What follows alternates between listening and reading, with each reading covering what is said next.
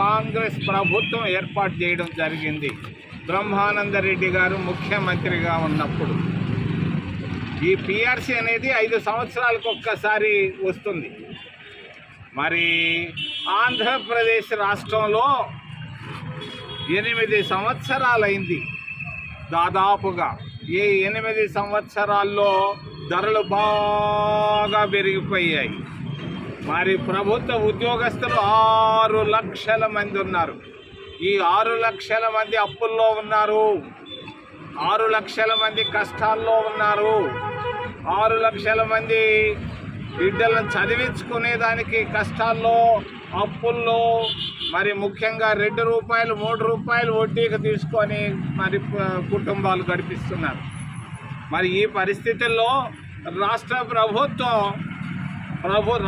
ప్రభుత్వ ఉద్యోగులకు 30,000 కోట్ల రూపాయలు అప్పుంది, బకాయిలు ఉన్నాయి.